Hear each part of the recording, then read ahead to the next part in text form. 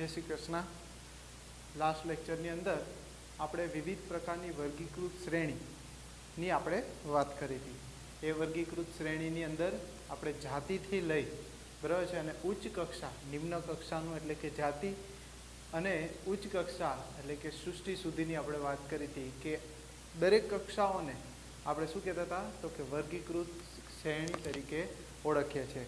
હવે આ વર્ગીકૃત શ્રેણીમાં રહેલા દરેક ચરણ એટલે કે સ્ટેપ, જેમ કે જાતિ છે, પ્રજાતિ છે, એ દરેકને આપણે એક લઈ અને એક લક્ષણને આપણે વ્યવસ્થિત રીતના કક્ષાને ડિસ્ક્રાઇબ કરીશું.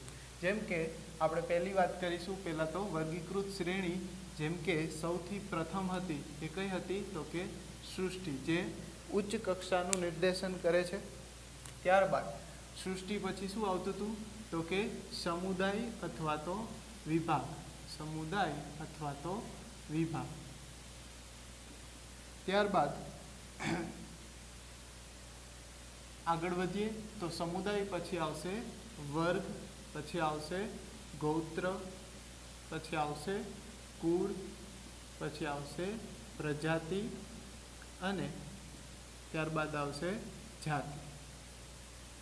હવે આ આપણે વર્ગીકૃત શ્રેણીની વાત કરી હતી, જેમાં ઉચ્ચ કક્ષાએ સૃષ્ટિ હતી અને નિમ્ન કક્ષાએ આપણે લઈ શકીએ જાતિ. તો આ વર્ગીકૃત શ્રેણીની અંદર આની અભ્યાસની સરળતા ખાતર ઘણી વખત આમની અંદર ઉપકક્ષાઓ પણ પાડવામાં આવે છે. જેમ કે સામાન્ય રીતના અહીંયા ઉપસૃષ્ટિ તરીકે પણ લઈ શકે છે, ઉપસૃષ્ટિ બરાબર છે. પછી ઉપસમુદાય બરાબર છે. પછી ઉપવર્ગ, બીજું ઉપગોત્ર લેવામાં આવતું નથી બરાબર છે, અને ઉપપ્રજાતિ કુળ બરાબર છે, આવું લેવામાં આવતું નથી. તો સામાન્ય રીતના આવી એમની સરળતા ખાતર આ જે છે એમને આપણે શું કહીએ છીએ ઉપકક્ષાઓ તરીકે લેવામાં આવે છે, ઉપકક્ષા તરીકે ઓળખવામાં આવે છે. તો અહીંયા આ લેક્ચરની અંદર આપણે એકને ડિસ્ક્રાઇબ કરીશું. જેમ કે પ્રથમ જે છે નિમ્ન કક્ષાનો એટલે કે જાતિ, જાતિ વિશે આપણે વાત કરી. જાતિ એટલે કે સ્પીસીસ. જેમ કે જાતિ એટલે શું તો એની વાત કરીએ કે મૂળભૂત સામ્યતા ધરાવતા સજીવોના જૂથને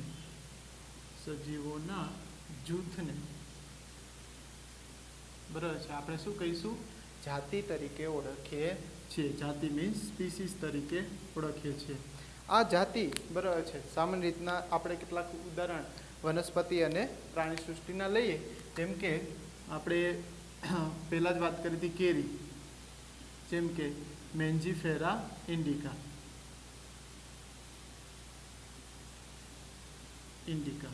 બીજી વાત કરીએ સિંહની, તો એક એનિમલ્સની વાત કરીએ જેમ કે પેન્થેરા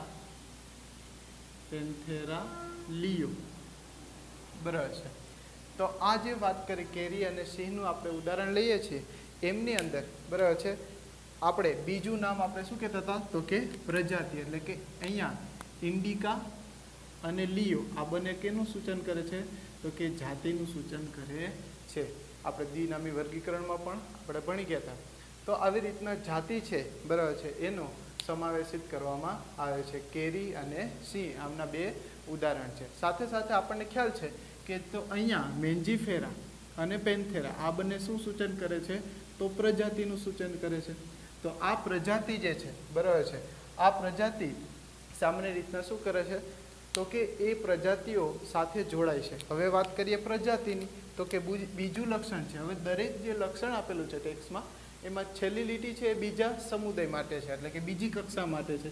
જેમ કે પ્રજાતિ, જેને આપણે જીનસ તરીકે ઓળખીએ છીએ. જીનસ આને આપણે સ્પીસીસ તરીકે ઓળખીએ. હવે આમની પણ વ્યાખ્યા આપણે આપી શકીએ કે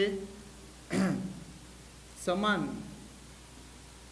બરાબર છે લક્ષણોમાં સામાન્ય રીતના આપણે કહેવાય કે નજીકના સંબંધો ધરાવતા જાતિના સમૂહને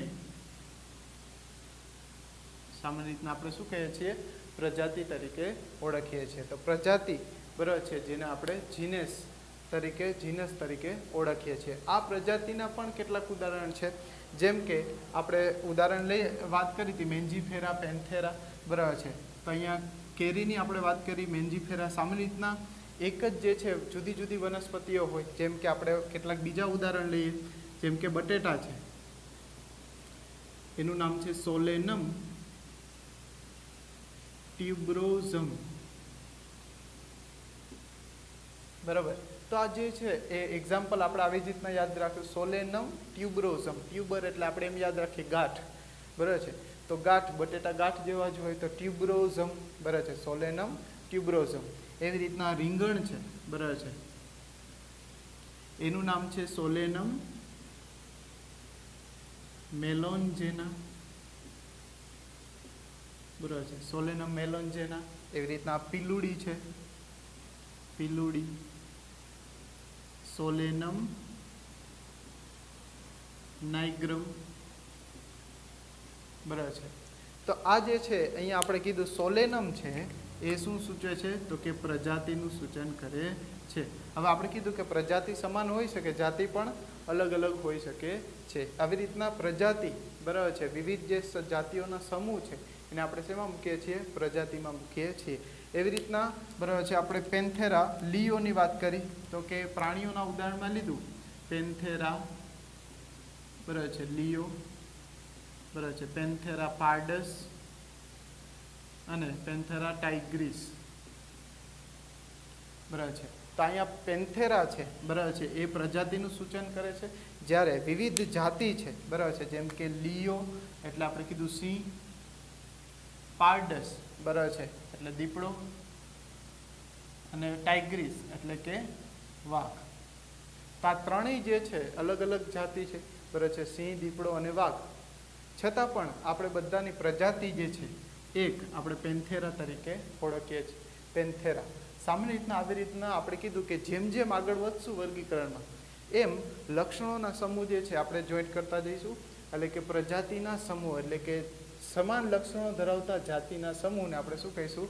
પ્રજાતિ તરીકે ઓળખીએ છીએ. સામાન્ય રીતના જોઈએ તો કે પ્રજાતિ છે એમાં બાહ્યાકાર દ્રષ્ટિએ આપણને જો અલગ અલગ જાતિઓમાં જોવા મળતી હોય છે, છતાં પણ એમાં લક્ષણો સમાન છે. જેમ કે દીપડો, સિંહ, વાઘ જે છે બાહ્યાકાર દ્રષ્ટિએ અલગ અલગ જ છે, પણ બધા જ બિલાડીના કુળ બરાબર છે એમની અંદર આવે છે. તો આવી રીતના બિલાડીના કુળ એટલે કે ફેલિડીની અંદર આવે છે. તો આપણે પહેલી વાત કરી જાતિ, પછી આપણે વાત કરી પ્રજાતિની બરાબર છે. ખાસ યાદ કરો શું કીધું? મૂળભૂત સામ્યતા ધરાવતા સજીવોના જૂથને, એટલે પેલા સજીવોના જે સરખા લક્ષણો આધારિત છે એમને આપણે જાતિ તરીકે ઓળખીએ છીએ. એના કેટલાક ઉદાહરણ લીધા બરાબર છે. કેરી ઉદાહરણ લીધું, સિંહ ઉદાહરણ લીધું. ત્યારબાદ પ્રજાતિની આપણે વાત કરી કે નજીકના સંબંધ ધરાવતા જાતિના સમૂહ. હવે બે અલગ અલગ જાતિ છે પણ છતાં કંઈક લક્ષણોમાં સામાન્ય છે બરાબર છે, તો એને આપણે શેમાં લીધું છે?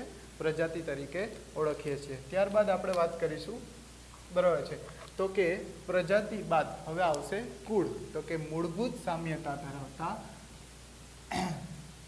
હવે વિવિધ પ્રજાતિઓ છે આપણે એની વાત કરીએ.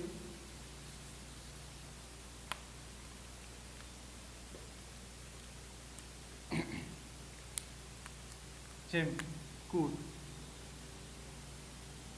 જેને આપણે ફેમિલી તરીકે ઓળખીએ છીએ બરાબર છે. તો આ ફેમિલી, કુળ, તો કે ખૂબ જ બરાબર છે આ સામાન્ય રીતના જોવા જઈએ તો પ્રજાતિ અને જાતિની સાપેક્ષે ઓછી સમાનતા, ઓછી સામ્યતા ધરાવતા પ્રજાતિના જૂથને આપણે કુળ તરીકે ઓળખીએ છીએ. તો સામાન્ય રીતના આપણે પહેલાં જ કહી શકીએ કે શું? તો કે પ્રજાતિના જૂથને. હવે અહીંયા જે છે પ્રજાતિ અલગ અલગ છે બરાબર છે. જેમ કે આપણે લાસ્ટમાં વાત કરી કે પેન્થેરા પ્રજાતિ લીધી અને સોલેનમ. તો બંનેના ઉદાહરણથી વાત કરીએ આપણે. જેમ કે વનસ્પતિના વાત કરીએ તો કે વનસ્પતિમાં આપણે પહેલાં વાત કરી સોલેનમ બરાબર છે. સોલેનમ કોઈ પણ લઈ શકે, સોલેનમ જેમ કે નાઇગ્રમ. તો આપણને ખબર છે સોલેનમ નાઇગ્રમ પીલુડી છે એવી રીતના હવે આ એક પ્રજાતિ થઈ. એવી રીતના બરાબર છે ધતુરા મેટલ અથવા તો ફેસ્ટુઓસા બરાબર છે, અથવા તો ત્રીજું ઉદાહરણ આપેલું છે આપણી ટેક્સ્ટમાં પેટુનિયા બરાબર છે. તો સામાન્ય રીતના ત્રણે ત્રણ છે એ ત્રણે ત્રણ એ એક જ કુળમાં એટલે કે ત્રણેય જે છે એ એક જ સોલેનેસી કુળની વનસ્પતિ છે. સોલેનેસી કુળ ત્રણેય જે છે સોલેનેસી કુળની વનસ્પતિ, પણ દરેકની પ્રજાતિ કેવી છે? અલગ અલગ. જેમ કે ધતુરા છે, સોલેનમ છે, પેટુનિયા છે, તો દરેક પ્રજાતિ અલગ અલગ છે, છતાં પણ લક્ષણોમાં સામ્યતા ધરાવે છે. એટલે બધાને કેમાં છે? એક જ કુળમાં. સામાન્ય રીતના એના જે છે પુષ્પની વાત કરીએ તો પુષ્પમાં દલપત્ર છે એ ગળણી આકારનું જોવા મળે છે બરાબર છે. તો ધતુરામાં પણ આપણે જોયું હોય કે ધતુરાનું ફૂલ છે એ ગળણી આકારનું હોય બરાબર છે. એવી રીતના સોલેનમ બરાબર છે, ધતુરા અને પેટુનિયા. તો સામાન્ય રીતના બધા યુક્ત દલા એક લક્ષણ છે, યુક્ત દલા એને આધારિત સામાન્ય રીતના બધા જે છે સોલેનેસી કુળમાં મૂકવામાં આવે છે. તો આપણે કીધું કે વર્ગીકરણ એક સામ્યતા અથવા તો ભિન્નતાને આધારે બરાબર છે એનું વર્ગીકરણ કરે. તો અહીંયા આપણે વાત કરી કે બધા જે છે યુક્ત દલા એટલે બધાના દલપત્ર, પુષ્પની અંદર 4 ચક્રો હોય જે રંગબેરંગી આપણને પુષ્પમાં દેખાય છે એ એના શું હોય છે? તો કે દલપત્ર. તો આ દલપત્ર જે છે બરાબર છે એની વાત કરીએ તો દલપત્ર કેવા છે? જોડાયેલા દલપત્ર, જેને આપણે યુક્ત દલા તરીકે ઓળખીએ છીએ. તો આ ત્રણેયની અંદર આવા જે દલપત્રો છે એ કેવા છે? જોડાયેલા છે. તો ત્રણેયમાં સમાનતા થઈ. શું થઈ? ત્રણેયના લક્ષણો સમાન થયા. તો એ સમાન લક્ષણો છે છતાં કંઈક અંશે જુદાપણું છે, એટલા માટે ત્રણેયની પ્રજાતિ કેવી છે? અલગ. તો આમ જુદી જુદી પ્રજાતિના સમૂહના બરાબર છે પણ સામ્યતા ધરાવતા પ્રજાતિના સમૂહને એક જ કુળમાં મૂકવામાં આવે છે. તો આપણે આવી રીતના કહી શકીએ કે સામ્યતા ધરાવતા પ્રજાતિના જૂથને બરાબર છે આપણે શું કીધું? કુળ તરીકે ઓળખીએ છીએ. એવી રીતના આપણે વાત કરીએ જેમ કે આપણે પેન્થેરા વાત કરી હતી બરાબર છે.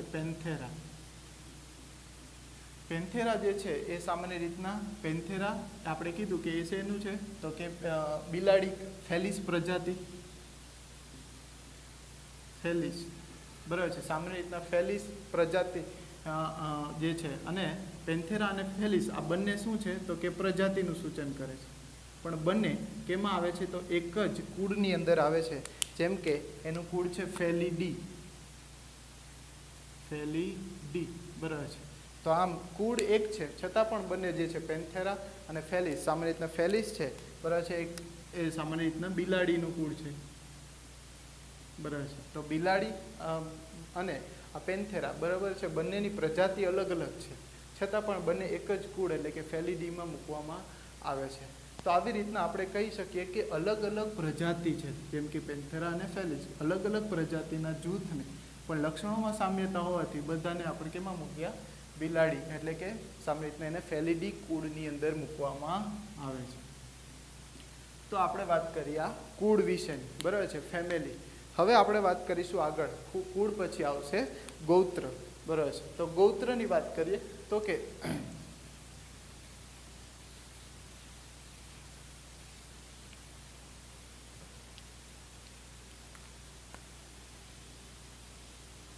ગોત્ર સામાન્ય રીતના આને ઓર્ડર તરીકે ઓળખવામાં આવે છે, ગોત્ર. હવે આપણે વાત કરી જાતિ, પ્રજાતિ અને કુળ. શું વાત કરીએ આપણે? જાતિ, પ્રજાતિ અને કુળ. તો આ જે છે આ જે નિમ્ન કક્ષાના જે કંઈ આપણે કીધું કે નીચલા સ્તરની જે કક્ષાઓ છે એને સામાન્ય રીતના આપણે બરાબર છે લક્ષણોને આધારે આપણે વ્યાખ્યાયિત કર્યું હતું. આ બધી જે છે એ સામાન્ય રીતના નિમ્ન કક્ષાના સ્તર છે.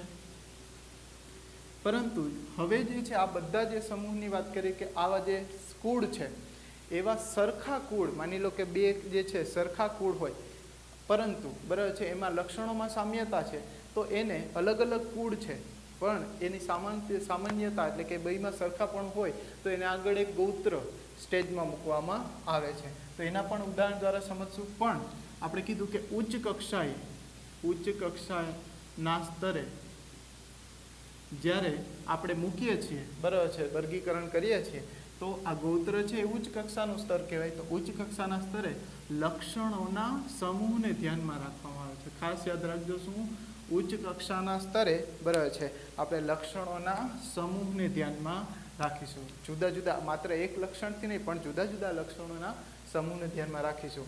જેમ કે આમના ઉદાહરણને લઈએ બરાબર છે. ઉદાહરણ કે ગૌત્ર, જેમ કે આપણે કીધું સોલેનેસી, પેટુનિયા, ધતુરા બરાબર છે, આ બધા જે છે એ સામાન્ય રીતના કોન્વોલ્યુલેસી કુળ, સોલેનેસી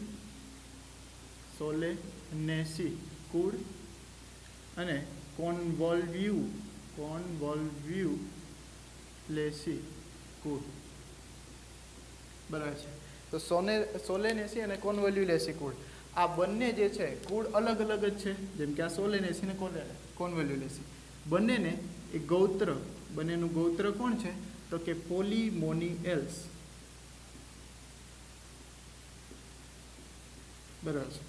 તો સામાન્ય રીતના બંનેની અંદર બરાબર છે કંઈક સામાન્ય રીતના જોવા મળે છે લક્ષણો, એટલે આપણે એને એક જ જે છે ગૌત્રમાં મૂક્યા, જે શું છે પોલીમોનિયલ્સ. તો આપણે અહીંયા આની ઉદાહરણથી કહી શકીએ કે જુદા જુદા કુળ સોલેનેસી અને કોન્વોલ્યુલેસી, ખાસ કરીને બંનેનું લક્ષણ શું છે, જેમ કે મેં આગળ તમને વાત કરી હતી કે આ બંને જે છે સોલેનેસીમાં પણ ઘંટાકારે પુસ્તક, જેમ કે આ પુષ્પ છે એ સામાન્ય રીતના આવું ગળણી જેવું શેપનું તમને જોવા મળતું હોય બરાબર છે.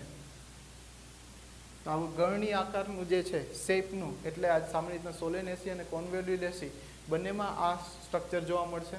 તો બેયમાં સામ્યતા છે, પરંતુ કંઈક અંશે બંનેની વનસ્પતિઓમાં પણ અલગતા પણ છે. તો સામ્યતા અને ભિન્નતાને આધારિત બંને અલગ અલગ કુળના બરાબર છે એને એક જ ગોત્ર એટલે કે પોલીમોનિયલ્સમાં મૂકવામાં આવે છે. ત્યારબાદ આપણે વાત કરીએ, બીજું ઉદાહરણ લઈએ, જેમ કે પ્રાણીની અંદર બરાબર છે આપણે કીધું કે ફેલિસ પ્રજાતિ છે બરાબર છે, એમને આપણે ફેલિસ અને પ્રજાતિ, તો એને આપણે કીધું ફેલિડી કુળમાં મૂકવામાં આવે છે. તો આ બિલાડીનું કુળ છે બરાબર છે. એવી રીતના કેનિડી બરાબર છે, સામાન્ય રીતના એ જે છે કેનિડી એ કૂતરાનું કુળ છે. તો સામાન્ય રીતના આ બંને જે છે બંનેના કુળ અલગ અલગ છે, ફેલિડી અને કેનિડી, છતાં પણ બંનેની અંદર બરાબર છે એક સામાન્ય લક્ષણોને લીધે આપણે એને બરાબર છે કોમન એટલે કે એને કાર્નિવોરામાં મૂકીએ છીએ, કાર્નિવોરા સમૂહ. તો આ કાર્નિવોરાની અંદર આપણે એને મૂક્યા. સામાન્ય રીતના કાર્નિવોરસ એટલે માંસાહારી જીવો થાય. તો આ જે છે એક ગૌત્ર એટલે કે વિવિધ કુળ છે, અલગ અલગ કુળ છે બરાબર છે. બંનેની અંદર જે કંઈ સામ્યતા અને ભિન્નતાને આધારિત જો સમાન લક્ષણો છે એને આધારિત બે અલગ અલગ કુળના બરાબર છે પ્રાણીઓને એક જ જે છે શ્રેણી એટલે કે ગૌત્રમાં મૂકવામાં આવે છે, જેને આપણે ઓર્ડર તરીકે ઓળખવામાં આવે છે. ઘણી જગ્યાએ આપણે વનસ્પતિ અથવા તો પ્રાણીઓમાં આ ગૌત્રની જગ્યાએ શ્રેણીઓ પણ આવેલી છે. જેમ કે તમે એક દળી, તમે આગળ પણ ભણી ગયા છો બરાબર છે 10મા ધોરણની અંદર વનસ્પતિનું વર્ગીકરણ, એમની અંદર એક દળી ને દ્વિદળી જે આવૃત બીજધારીના પાર્ટ્સ છે, તો એમાં એક દળીની અંદર ગૌત્ર છે જ નહીં બરાબર છે, ગૌત્રની જગ્યાએ 8 શ્રેણીનો ઉલ્લેખ છે. તો આવી રીતના ઘણી જગ્યાએ બરાબર છે વર્ગીકરણમાં અલગ અલગ ગૌત્રની જગ્યાએ શું મૂકવામાં આવે છે, શ્રેણી પણ મૂકવામાં આવે છે. તો આમ લક્ષણો આધારિત બરાબર છે આ જુદી જુદી કક્ષાઓમાં વહેંચી છે. હવે ગૌત્ર આપણે કીધું કે ગૌત્ર જે છે, હવે આ ગૌત્રના સમૂહને આપણે આગળ વધશું કે બે સરખા ગૌત્ર હોય, અલગ અલગ જે છે ગૌત્ર, એને આપણે કોઈ એક આગલા સ્ટેપ આગલી કક્ષામાં મૂકશું. તો એ કક્ષા શું આવશે તો કે વર્ગ. તો આપણે એની વાત કરીએ તો કે વર્ગની અંદર વાત કરીએ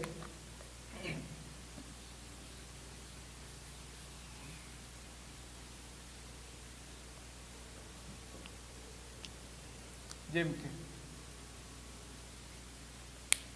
આગળનું સ્ટેપ છે એ છે વર્ગ, જેને આપણે ક્લાસ તરીકે ઓળખીએ છીએ. આ વર્ગની વાત કરીએ ક્લાસ, તો કે સામાન્ય રીતના આપણે વાત કરી કે જુદા જુદા જે છે વર્ગ, જેમ કે વાનર છે, ગોરીલા છે અને ગિબ્બન છે બરાબર છે. આ બધા જે છે એ પ્રાઇમેટ્સ છે બરાબર. તો આ પ્રાઇમેટ્સ જે છે સામાન્ય રીતના, અને કેટલાક જે છે આપણે કીધું કે સિંહ છે, બિલાડી છે, સિંહ, બિલાડી કૂતરા છે, આ બધાને આપણે મૂક્યા કાર્નિવોરા, બરાબર છે. તો અહીંયા આપણે કીધું કે બે અલગ અલગ કુળ છે, પ્રાઇમેટ્સ અને આપણે કીધું બે અલગ અલગ ગોત્ર છે. તો કાર્નિવોરા અને પ્રાઇમેટ્સ, તો આ બંનેને આપણે એક જ વર્ગ, બરાબર છે, જેને સસ્તન તરીકે ઓળખીએ છીએ.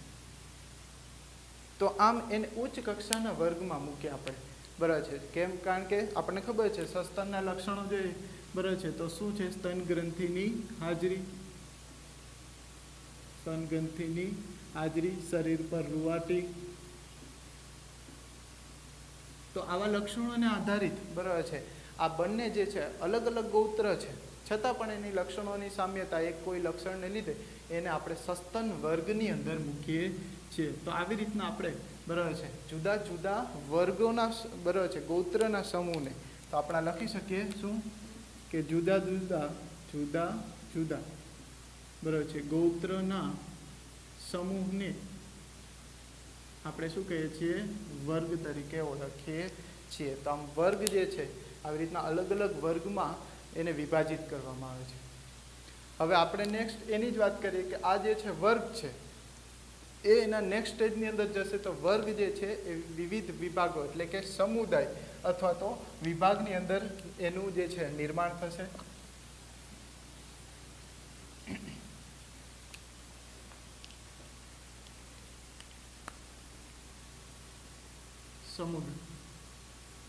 સમુદાયને આપણે ફાઇલમ તરીકે ઓળખીએ છીએ અને વિભાગ જેને આપણે ડિવિઝન કહીએ છીએ. હવે અહીંયા આપણે બે શબ્દ લખ્યા છે. શું કામે? સમુદાય અને વિભાગ. તો આ ડિફરન્સ શું છે? તો કે ફાઇલમ સામાન્ય રીતના આ જે છે એ પ્રાણીઓ માટે ઉલ્લેખવામાં આવે છે, પ્રાણીઓના, અને જ્યારે વિભાગ છે એ વનસ્પતિ માટે ઉલ્લેખવામાં આવે છે. જ્યારે વનસ્પતિ વર્ગીકરણની વાત કરીએ ત્યારે સમુદાયની જગ્યાએ આપણે શું લખશું?